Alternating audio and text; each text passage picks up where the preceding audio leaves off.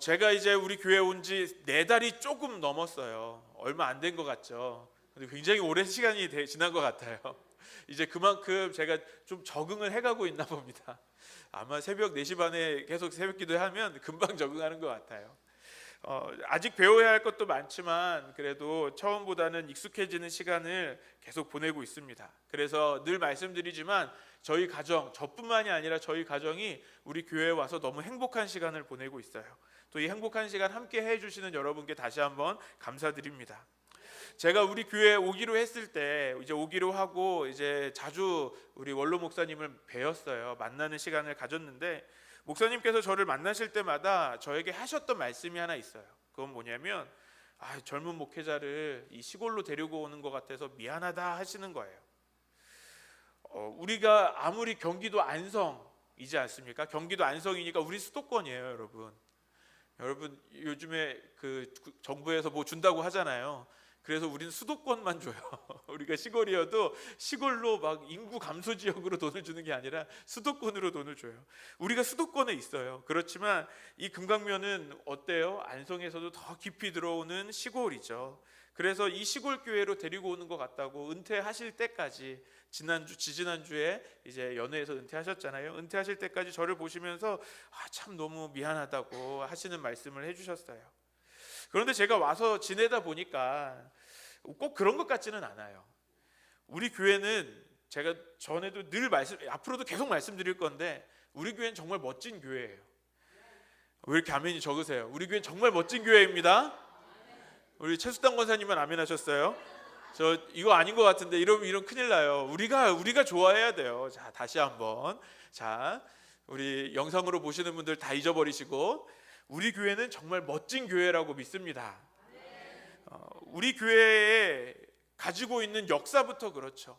오랜 시간, 이 53년의 시간 동안 믿음을 지켜온 것만으로도 너무 귀한 역사를 가지고 있어요. 또 우리 교회 모습도 얼마나 아름답습니까? 또 이 교회가 얼마나 멋지게 세워졌어요. 제가 지난주에 제가 교회 마당에서 뭐 좀 이것저것 작업을 하고 있는데 사람들이 계속 왔다 갔다 하는 거예요. 그래서 누군가 어떤 일로 오셨어요? 하고 붙잡고 물어봤어요. 그랬더니 사진을 찍으면서 교회가 너무 예뻐서요 이러고 사진 찍고 지나가시는 거예요. 그거 보면서 나만 그렇게 생각하는 게 아니구나, 우리만 그렇게 생각하는 게 아니구나라는 생각을 했습니다. 우리 교회는 정말 아름다운 교회입니다. 무엇보다도 저와 저의 가정은 우리 교회가 정말 따뜻한 교회라고 생각하고 있습니다. 왜냐하면 이 젊은 목회자를 이렇게 환대해 주시고 또 저희 가정을 이렇게 사랑해 주시는 것을 날마다 경험하고 있어요. 여러분 일례로 저희 집 냉장고가 이게 들어갈 자리가 없는 거 아세요, 여러분? 여러분이 하나하나 이것저것 섬겨주시고 챙겨주시는 것들로 너무 가득해서 장을 보러 못 가겠어요. 이게 너무 큰 따뜻한 은혜를 누리고 있습니다. 너무너무 사랑해 주셔서 또 감사합니다. 그래서 처음 말씀드렸던 것처럼 저희 가족 너무 행복한 시간, 너무 감사한 시간을 함께 보내고 있습니다. 그런데 오늘 말씀을 준비하면서 생각해 보니까 이 모습을 다시 한번 좀 돌이켜보는 생각을 가졌어요. 제가 지내온 이 시간들을 다시 돌아보니까 한 가지를 더 생각하게 되었습니다. 그건 뭐냐면 사람은 어딘가를 이야기할 때, 무엇인가를 평가할 때 자꾸 자리와 조건으로 평가한다라는 거예요. 그 자리가 얼마나 넓은 곳인지, 얼마나 좋아 보이는 곳인지, 아니면 얼마나 가능성이 있는지로 그 자리, 자기가 있는 자리를 평가한다라는 거죠. 여러분 이것은 교회에 대한 이야기만이 아닙니다. 여러분 우리의 인생을 생각할 때도 그렇지 않습니까? 사람들은 더 좋아 보이는 자리로 가고 싶어요. 더 넓어 보이는 자리로 가야 한다고 생각합니다. 또 더 가능성이 있는 자리로 나아가야 한다라고도 생각하죠. 그래서 우리의 마음에도 이런 질문을 자주 하게 될 거예요. 내가 지금 있는 이 자리, 직장이든 학교든 아니면 내 가정이든 내 자리는 정말 괜찮은 자리인가? 나는 혹시 너무 작은 곳에 있지는 않는가?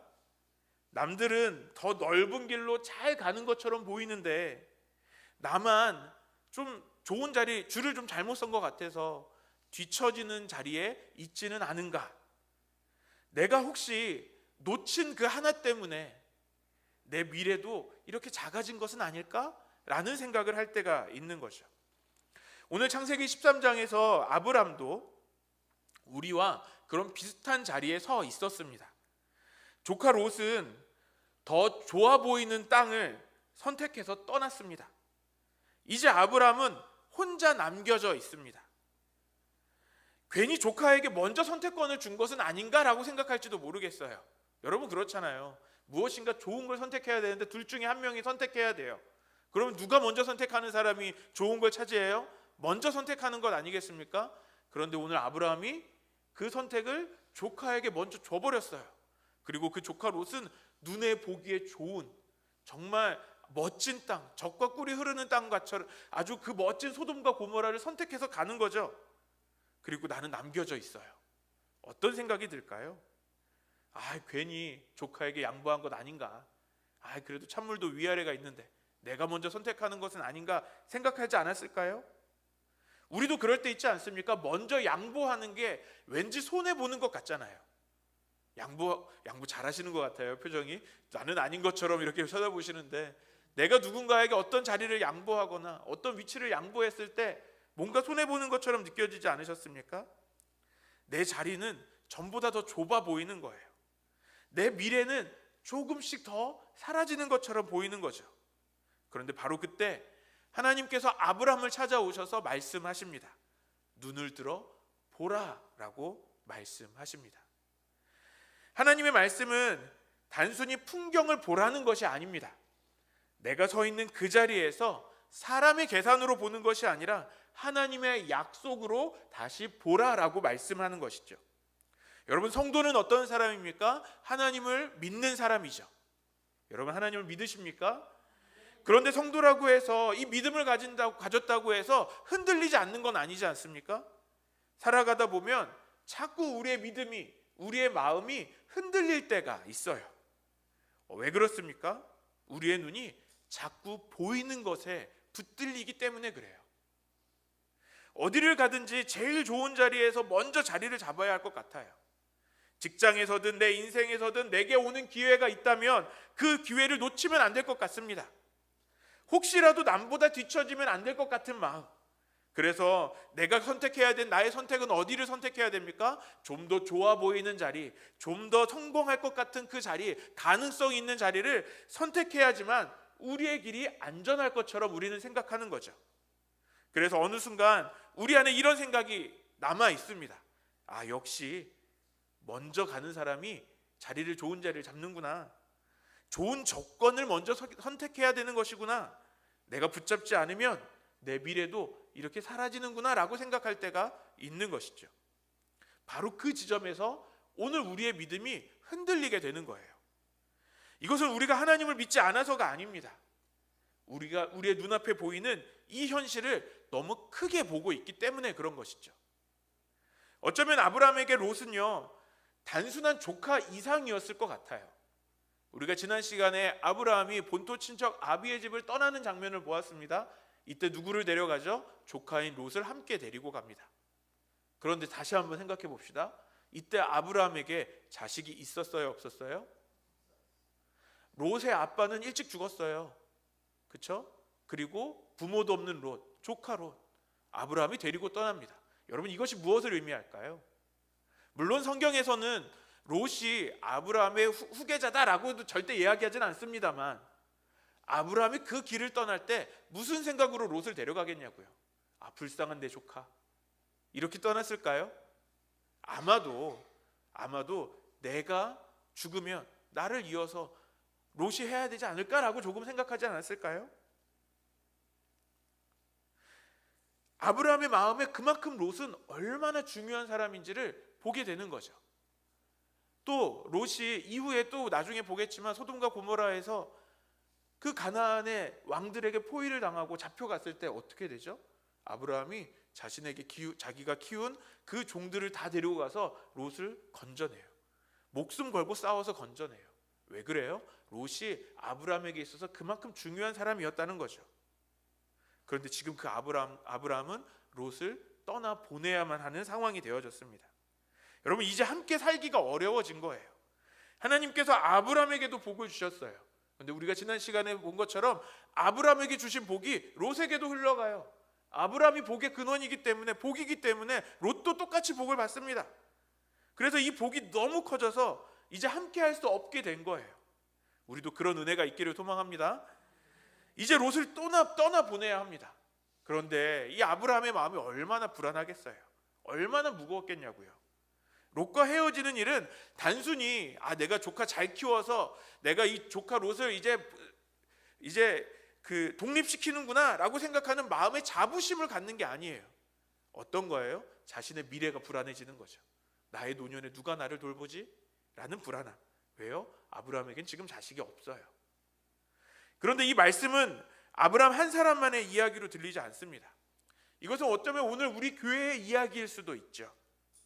여러분, 우리 교회가 오랜 역사를 가져오면서 우리가 지금까지 계속해서 함께 신앙생활을 해오는 분들도 있지만, 또 우리가 우리의 신앙생활을 함께한 분들 중에서 먼저 떠나간 분들이 얼마나 많이 있어요. 또 우리가 우리 교회의 자리를 보면 지금도 보이는 빈자리를 우리가 볼 수 있는 거죠. 여러분, 그런 빈자리 보면 어떠세요? 뭐 알아서 자기 신앙생활 하는 거지 라고 생각되기보다는 여러분, 한쪽이 마음이 너무 시리지 않으십니까? 너무 크게 공허해지는 마음이 있지 않으세요? 너무 허전해지는 거죠.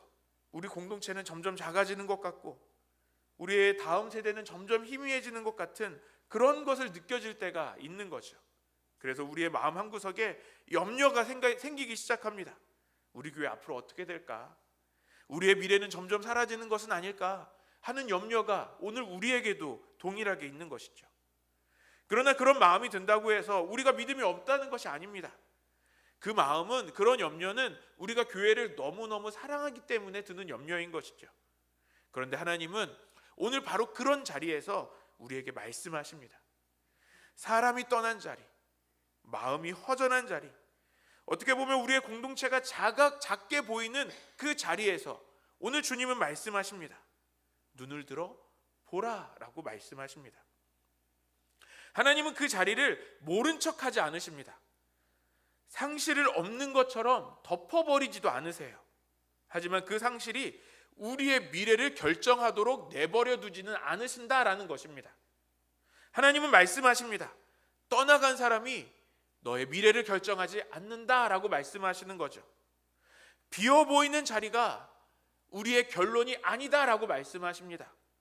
우리의 미래는 눈에 보이는 것이 아니라 하나님의 약속이 결정한다라는 것입니다. 이제 본문을 조금 더 자세히 보겠습니다. 이제 롯이 떠난 후 하나님께서 아브라함에게 오셔서 눈을 들어 보라라고 말씀하시면서 세 가지를 말씀하세요. 세 가지를 행하라라고 말씀하시는데요, 그걸 한 가지씩 보겠습니다. 그것은 다시 보게 하시고, 다시 걷게 하시고, 다시 예배하게 하십니다. 먼저 첫 번째로 하나님은 아브라함에게 다시 보라고 말씀하십니다.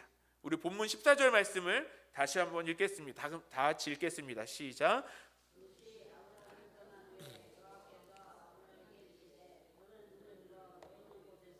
북쪽과 남쪽 그리고 동쪽과 서쪽을 바라보라. 하나님은 아브라함에게 찾아오셔서 제일 먼저 앞으로 네가 어떻게 살아야 할지를 말씀하지 않으세요. 어떻게 살아가는 것이 좋은 길인지, 어디에 씨를 뿌려야지 열매를 많이 맺을지 말씀하지 않으신다고요. 무엇을 말씀하세요? 아브라함의 시야를 열어주시는 것부터 하십니다. 우리가 상실을 겪으면 사람은 자꾸 자기가 잃어버린 것만 보게 됩니다. 없는 것이 더 크게 보여요. 여러분, 난자리가 더 크게 보인다고 하잖아요. 미래가 자꾸 작게 보입니다. 그래서 하나님은 먼저 아브라함의 눈을 열어주셨다라는 거예요. 여러분, 이상하게 집에 있는 아이들 보면 어때요? 자기 물건을 그렇게 못 찾아요. 우리 청년이 돼서도 그렇지 않나요? 엄마는 그렇게 잘 찾는데 나는 물건을 그렇게 못 찾아요. 저도 어릴 때 그랬고 지금 저희 아이들은 더한 것 같습니다. 학교 갈 시간이 다 되었어요. 이제 학교 가야지 분주해집니다. 그런데 애들이 가방이 없대요. 사라졌대요. 핸드폰이 없어졌다고 난리예요. 그럼 제가 뭐라고 말할까요? 다시 찾아봐. 네가 알겠지. 네 물건이니까 네가 알아서 해야지. 이렇게 아빠로서 이야기하죠. 그러면 아이는 열심히 찾습니다. 어떻게 찾아요? 잃어버린 데만 보는 거예요. 분명히 책상 밑을 봤는데 책상 밑을 또 봐요. 책을 들춰봤는데 또 책을 또 들춰봐요. 계속 잃어버린 그 자리에서만 계속 보면서 내가 잃어버린 게 왜 어디에 갔지, 왜 사라졌지를 이야기하면서 막 한탄하고 있어요. 여러분, 그렇게 쳐다보고 있으면 가방이 걸어 나오나요? 핸드폰이 스스로 울리면서 나 여기 있어 이러고 때레릉 울리나요? 아니에요. 그런데 놀라운 건 뭐예요? 아빠 눈엔 보여요. 엄마 눈에는 보여요. 조금만 옆을 보면 저기 있거든요. 여러분, 우리도 그렇습니다. 우리가 마음이 흔들리고 우리가 염려가 커지면 우리는 잃어버린 것만 봐요.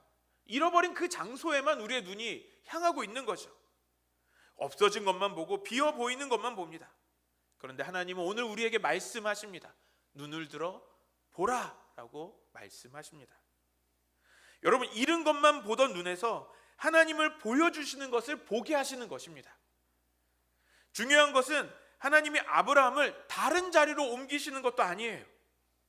너 있는 곳에서 보라라고 말씀하십니다. 그 자리는 어떤 자리입니까? 내가 상실한 자리입니다. 내가 잃어버린 자리예요. 허전한 자리죠. 아직 다 채워지지 않는 것처럼 공허한 자리입니다. 그런데 하나님은 바로 그 자리에서 다시 보라라고 말씀하십니다. 앞에서 말씀드렸던 것처럼 우리 교회의 빈자리들을 우리가 볼 때 우리가 마음이 아플 수 있어요. 우리가 그런 자리를 보면서 우리 교회가 앞으로 얼마나 할 수 있을까 염려가 될 수도 있겠죠. 앞으로가 막막하게 느껴질 때도 있습니다. 그런데 오늘 하나님은 우리에게 무엇을 말씀하십니까? 눈을 들어 보라라고 말씀하십니다. 하나님이 행하실 것이기 때문이죠. 우리가 하나님과 함께하는 교회는 우리의 현실을 부정하는 교회가 아닙니다. 그렇다고 우리의 눈앞의 현실만 보면서 우리 교회 이렇게밖에 못 될 거야 라고 결론 내리는 것도 아니에요. 하나님과 함께하는 교회는 이 빈자리보다 하나님의 약속을 보는 것입니다. 이 시간 우리의 눈을 들어서 주님을 바라보기를 소망합니다. 문제만 바라보는 우리의 눈을 들어서 하나님께서 우리에게 약속하신 그 약속을 바라보는 우리 금강제일교회 되시기를 주님의 이름으로 간절히 축원합니다. 이어서 하나님은 아브라함에게 말씀하십니다. 17절 다시 걸으라고 말씀하시죠. 우리 17절 말씀 같이 읽겠습니다. 시작. 너는 일어나 그 땅을 종과 횡으로 두루 다녀보라. 내가 그것을 내게 주리라. 눈을 들어서 보게 하신 하나님께서 이제는 다시 걸으라 라고 말씀하십니다. 믿음은요, 보는 데서 끝나는 것이 아니기 때문이에요. 사람은 상실을 겪으면 어때요? 멈추고 싶어집니다. 마음이 지치면 어떻게 해요? 움직이고 싶지 않아요. 저도 그런 시간이 있었습니다. 저도 실패를 경험했어요. 물론 여러분이 경험한 실패만큼은 아닐 수도 있겠지만 제 인생이 경험했던 여러 가지 실패 중에 가장 최근에 겪은 실패, 저는 수련 목회자 시험을 한 번에 패스하지 못했습니다. 여러분 저 재수했어요. 얼마나 부끄러워요. 돌이켜보면 제가 그 시험을 너무 쉽게 생각했어요. 왜냐하면 저보다 먼저 그 목회기를 갔던 친구들이 하나같이 하는 말이 공부 안 해도 돼, 너무 쉬워, 별거 아니야, 뭐 이런 얘기를 너무 많이 들어서 정말 별거 아니겠지 생각했다가 정말 별거였더라고요. 아주 보기 좋게 미끄러졌습니다. 그런데 시험에 떨어진 것보다 더 힘들었던 건 뭔지 아세요, 여러분? 그 다음인 거예요. 제 마음이 무거워지는데 왜 무거워지냐면 시험에 떨어지고 나서 제가 섬기던 교회에 가기가 너무 부끄러운 거예요. 이것을 나누는 것조차 부끄러운데 제가 시험에 떨어지고 어떻게 무슨 낯짝으로 교회에 가겠냐고요. 우리 성도들이 어떤 생각하겠어요. 물론 지금도 제 이 말에 실망하신 분들 죄송합니다만 제가 교회를 갈 때 교회 성도들이 얼마나 실망하겠냐고요. 이대로 난 이제 교회 사역 더 멈추는 거 아닐까? 나 이제 뭐 하고 살아야 되지? 뭐 여러 가지 두려움이 생각됐습니다. 그런데 감사하게도 제가 섬겼던 그 교회는 저를 내쳐주지 않으시고 다시 한번 기회를 주셔서 지금까지 이렇게 올 수 있었어요. 그렇게 다시 시험을 준비하는데 그 마음이 너무 힘들었습니다. 여러분, 시험 날짜는 점점 다가와요. 그러면 그래도 떨어져 본 경험이 있으니까 잘할 수 있지 않겠냐고 생각하실지 모르겠지만 아니요. 여러분, 누가 실패는 성공의 어머니라 그랬어요. 여러분, 실패는요 또 다른 실패를 두렵게 만들어요. 또 실패할까 봐. 그래서 저는 그때 경험했습니다. 실패는 뭐 다른 사람이 일어나게 한다라는 것도 말하겠지만 더 두려움에 빠지게 하는 것이구나라는 것을 경험했어요. 여러분, 일어서는 힘은 내 안에서 나오지 않습니다. 그런데 하나님은 그 일어설 힘이 없는 자에게 찾아오셔서 오늘 말씀하시는 거예요. 일어나라, 일어나 걸어라 라고 말씀하십니다. 하나님은 아브라함에게 모든 미래를 한꺼번에 다 보여주신 것이 아닙니다. 지도를 쫙 펼쳐주시면서, 자, 여기에 가서 소를 몇 마리 키우고 양은 여기서 키우고 이런 것도 가르쳐 주신 것이 없어요. 그저 가라, 땅을 밟으면서 걸으라 라고 하셨습니다. 여러분, 이 말씀이 너무 은혜 아닙니까? 하나님은 아브라함이 다 괜찮아진 그 다음에 이제 걸어보겠니? 라고 하신 것이 아닌 거예요. 아직 마음이 다 정리가 되지 않은 아브라함이에요. 아직 미래가 다 보이지도 않는 아브라함입니다. 그런데 하나님은 말씀하시는 거죠. 오늘 나와 함께 걸어라. 여러분, 이것은 우리 교회도 마찬가지입니다. 하나님께서 한 번에 우리의 모든 미래를 다 보여주시지 않으실 수 있어요. 앞으로 몇 년 뒤를 다 설명해 주시지 않으실 수도 있습니다. 하지만 오늘 우리가 해야 할 일은 무엇입니까? 주님의 말씀에 순종하는 거예요. 작은 순종. 우리가 해야 할 작은 순종은 무엇입니까? 오늘 우리가 드려야 할 예배가 있는 것이죠. 오늘 우리가 붙들어야 할 말씀이 있습니다. 오늘 우리가 멈추지 말아야 할 그 작은 순종이 오늘 우리에게 있는 것이죠. 하나님과 함께하는 교회는 불안함 때문에 분주한 교회 아닙니다. 또 불안 때문에 멈춰서는 것도 아닙니다. 하나님의 말씀 때문에 오늘 더 걸어야 하는, 그 말씀의 발걸음을 떼어야 하는 교회인 줄 믿습니다. 또 참 준비하지 않은 내용을 하려니까 어제 그 후배 목사님한테서 전화가 왔어요. 그 교회가 요즘 되게 어려움에 있대요. 그래서 어려움에 있어서 이제 오후에 찬양 예배를 인도하러 갔는데 교회가 너무 상처가 많아서 사람들이 많이 몇 명 남아있지 않더랍니다. 그래서 그 목사님이 찬양 인도하는 것을 멈추고 예배를 빨리 끝내고 다 돌려보냈대요. 제가 그 얘기를 듣고 그 목사님한테 그렇게 얘기했어요. 목사님 실수했어요 라고 이야기했어요. 목사님, 그럴 때에는 그렇게 짧게 끝나고 가는 것이 아니라 목사님 더 기도해야 되는 거예요. 목사님 더 찬양해야 되는 거예요. 목사님이 뒤에서 그 찬양 인도자 들으라고 더 큰 소리로 찬양해야 되는 거예요 라고 말씀드렸어요. 여러분, 저는 그렇게 생각해요. 여러분, 우리가 실패한 것 같은 그 자리에서 하나님은 작은 순종을 하라고 말씀하세요. 여러분, 우리는 이 시간에 움츠려져야 될 시간이 아닌 것이죠. 주님의 말씀에 순종할 때인 것입니다. 우리가 아무것도 할 수 없는 자리에 있는 것이 아닙니다.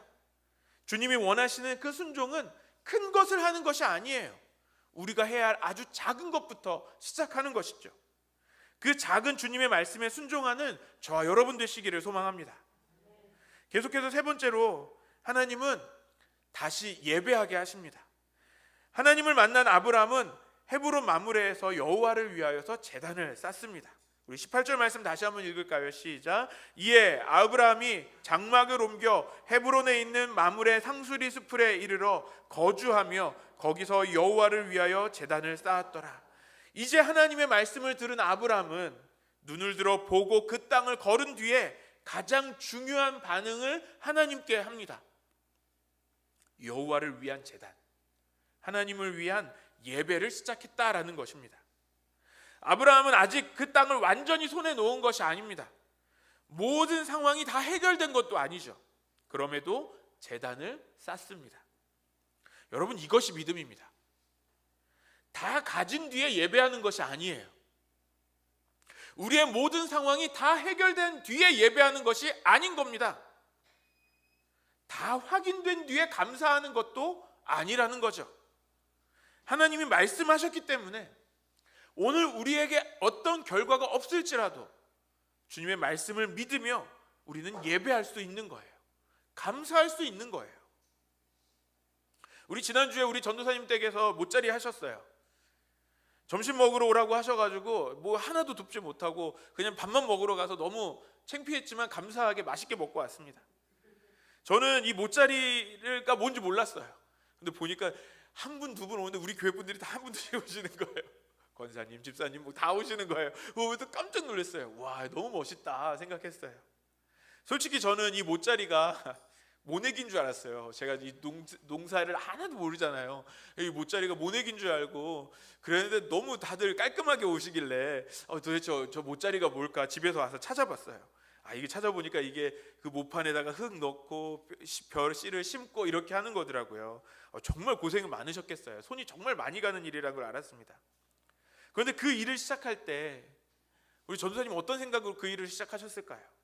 손에 열매를 가지고 그 일을 시작하셨을까요? 우리 함께 하신 분들 그 일에 왜 하셨어요? 하실 때 손에 한 쌀 한 가마니씩 들고 하셨습니까? 모판에는 흙이 있고 심겨진 씨앗은 잘 보이지도 않아요. 하지만 그 씨를 심는 농부는 알죠. 무엇을 압니까? 지금 손에 없다고 해서 아무것도 없는 것이 아니라는 것을 압니다. 오늘 눈에 보이지 않아도 그 모판에 심겨진 그 생명을 우리는 보게 되는 것이죠. 그래서 못자리를 하고 기다리고 또 기다리면서 자라기를 바라면서 물을 주고 키워가는 것이죠. 여러분, 오늘 아브라함이 쌓은 제단도 마찬가지예요. 아직 다 가진 것이 아닙니다. 아직 눈에 보이는 것은 하나도 없습니다. 하지만 하나님이 말씀하셨기 때문에 그는 먼저 예배의 자리를 세웠습니다. 하나님의 약속이 있기 때문에 먼저 예배할 수 있었던 것입니다. 여러분, 이것은 우리 교회도 마찬가지예요. 여러분, 우리 교회가 얼마나 많은 사람이 모여 있는지, 얼마나 젊은 사람이 많고 적은지 그것이 중요한 것이 아니에요. 여러분, 그것은 교회의 본질이 아닙니다. 우리 교회가 시골에 있느냐 도시에 있느냐 이것이 중요한 것이 아니라는 것이죠. 눈에 보이는 크기만으로 교회를 말할 수 있는 것도 아닙니다. 교회는 하나님 앞에 예배하는 공동체이기 때문에 교회일 수 있는 겁니다. 그래서 우리가 어려울수록 더 붙들어야 하는 것은 무엇입니까? 먼저 이 상황을 어떻게 해결하지, 어떻게 하면 이 문제를 해결할 수 있을지 그런 계산하는 것이 아닙니다. 예배하기를 선택해야 합니다. 우리가 미래가 불안할수록 우리의 중심에 더 가져야 하는 것은 무엇입니까? 먼저 어떤 사람 어떻게 이것을 해결할 수 있지, 어떤 사람이 이 미래를 전략적으로 해결했지, 그것을 보는 것이 아니에요. 하나님 앞에 서는 일부터 시작해야 합니다. 아브라함은 오늘 잃은 것을 세면서, 나의 조카 롯이 나를 떠난 것을 세면서 나의 인생은 어떻게 되지, 나의 인생은 누가 내 뒤를 이을지를 염려하지 않았어요. 하나님의 약속 앞에서 제단을 쌓았습니다. 그리고 하나님은 그런 아브라함을 잃어버린 사람으로 두지 않으시고 아브라함을 다시 세워 가십니다. 약속을 주십니다. 셀 수 없는 자녀를 주시겠다라고 말씀하시죠. 여러분, 이것이 복음입니다. 하나님은 아브라함의 상실을 보시고 떠나지 않으셨습니다. 오히려 바로 그 자리에 찾아오셔서 약속하셨습니다. 그리고 그 약속은 예수 그리스도로 완성되었습니다. 여러분, 십자가는 다 끝난 자리처럼 보이죠. 제자들의 눈에는 어땠습니까? 모든 것을 잃어버린 자처럼, 생명을 잃어버린 것처럼 보였습니다. 그런데 하나님은 바로 그 자리에서, 그 무덤에서 부활을 시작하셨습니다. 그러므로 복음은 우리에게 말합니다. 끝난 것 같은 그 자리가 끝이 아니라고 말씀합니다. 우리의 상실이 하나님의 약속을 막지 못한다라고 말하는 거죠. 하나님은 가장 어두운 자리에서도 새 일을 시작하시는 분이십니다. 사람은 자꾸 자기가 잃은 것으로 자신을 설명하려고 이야기했습니다. 나를 떠나간 사람, 나에게 사라진 기회, 내게 줄어든 자리, 예전 것 같지 않는 나의 이 형편으로 자기 삶을 정리하려고만 하죠. 하지만 하나님은 다르게 말씀하십니다. 내가 잃은 것이 너를 결정하지 않는다라고 말씀하십니다. 내가 너와 함께 한다는 이 사실이 바로 너의 정체성이다 라고 말씀하십니다. 여러분, 오늘 우리 교회도 이 말씀 앞에 서야 합니다. 우리가 자칫하면 이렇게 나를 설명할 수도 있어요. 우리 교회도 이렇게 얘기할 수 있죠. 우리 교회 53년이나 되었어요. 옛날에는 우리가 이렇게 교회도 짓고 우리 교회 이 자리에 꽉 찰 만큼 엄청 큰 교회였어요 라고 과거형으로 말할 필요가 없다라는 거죠. 그래서 우리 스스로를 설명하는 거예요. 이제 우리 교회는 작은 교회예요. 앞으로도 더 작아질지 모르겠어요. 앞으로는 더 부족할지 모르겠어요. 그러나 하나님은 우리를 그렇게 보지 않으신다는 겁니다. 하나님은 우리를 하나님과 함께하는 교회로 부르셨습니다. 우리 그 약속 안에 있는 교회로 우리 교회를 보시는 것이죠. 그래서 우리는 먼저 많이 가져야 의미 있는 사람들이 되는 것이 아닙니다. 먼저 눈에 보이는 그 성과를 내야지만 우리 교회가 가치 있는 교회가 되는 것도 아니죠. 우리 하나님이 함께 하신다는 그 사실 때문에 이미 우리는 부름받은 백성이며 하나님의 교회인 줄 믿습니다. 그러므로 하나님과 함께하는 교회는 세상처럼 눈에 보이는 것을 가지고 불안해하지 않습니다. 우리가 조급함을 갖기보다 신실함으로 나아갑니다. 어떤 교회 다른 교회 아니면 저 사람 이 사람 비교하기보다 감사하기를 먼저 선택합니다. 계산하기보다 순종하기를 먼저 하는 것이죠. 염려하기보다 예배의 자리에 먼저 나오는 것입니다. 그렇게 하나님이 맡기신 자리에서 오늘 해야 할 그 순종을 묵묵히 이어가는 것이 바로 교회입니다. 이제 처음 질문으로 다시 돌아가 보겠습니다. 여러분 각자에게도 혹시 롯이 떠난 자리가 있지 않으십니까? 전보다 작아진 것 같은 그 자리, 마음 한구석이 허전한 그 자리, 다시는 기대하고 싶지도 않은 그 자리가 혹시 나에게 있으십니까? 하나님은 오늘 바로 그 자리에서 오늘 우리에게 말씀하십니다. 눈을 들어 보라, 일어나 걸어라, 그리고 제단을 세워라. 사랑하는 여러분, 내가 잃어버린 것이 나를 설명하지 않습니다. 하나님이 나와 함께 하신다는 그 사실이 나를 설명하는 것인 줄 믿습니다. 하나님, 우리 교회가 잃어버린 것이 우리 교회를 설명하는 것이 아닙니다. 하나님이 우리와 함께 하신다는 그 사실, 그 약속이 우리 교회를 이야기하는 것입니다. 우리 금강제일교회는 어떤 교회입니까? 2026년 하나님과 함께하는 교회가 될 것입니다. 하나님이 보여주시는 것을 함께 보며 우리는 순종하게 될 것입니다. 끝까지 예배하는 교회, 끝까지 주님이 주시는 모든 것들을 순종하는 모두 주님의 종들 되시기를 주님의 이름으로 간절히 축원합니다.